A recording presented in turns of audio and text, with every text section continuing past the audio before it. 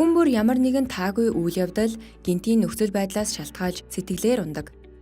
Хүнд хэцүү үе хизээж дуусахгүй юм шиг санагддагч түүнийг даван гарсны дараа бид хэмжээлшгүй их аз жаргалыг мэдэрдэг билээ. Харин уур бухимдлаа тайлалгүй удаан хугацаанд стресстэй байх нь хүний сэтгцийн эрүүл мэнд бие махбодод сөргөөр нөлөөлж олон төрлийн муу үр дагаварт хүргэдэг юм. Эдгээр сөрөг үр дагавраас зайлсхийж өөрийгөө илүү аз жаргалтай болгохын тулд дараах зүйлсийг хийхийг Харвардын их сургуулийн эрдэмтэд санал болгожээ. Бясалгах. Бясалгалаар хичээлэх нь таны тархины аз жаргалын түвшинг нэмэгдүүлэх юм. Ийдэг байх. Инрэнгүй нинжин сэтгэлтэй байх нь стрессийг бууруулж сэтгцийн эрүүл мэндийг сайжруулна.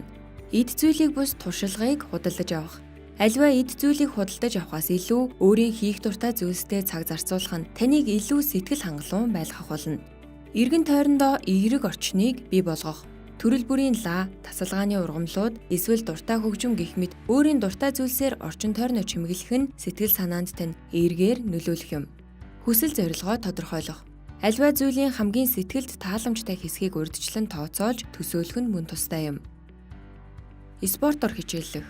Дасгал хөдөлгөөн хийх нь заримдаа сэтгэл гутралын эсрэг үр дүнтэй байдаг. Учир нь дасгал хөдөлгөөн хийх үед хүний тархинд аз жаргалын даавар ялгардаг байна. Хамгийн сайн хийж чаддаг зүйлээ хийх. Өөрийн хамгийн сайн хийж чаддаг зүйлээ олж түүнийгээ аль болох олон удаа хийснээр сэтгэл гутралаас сэргийлэх боломжтой юм.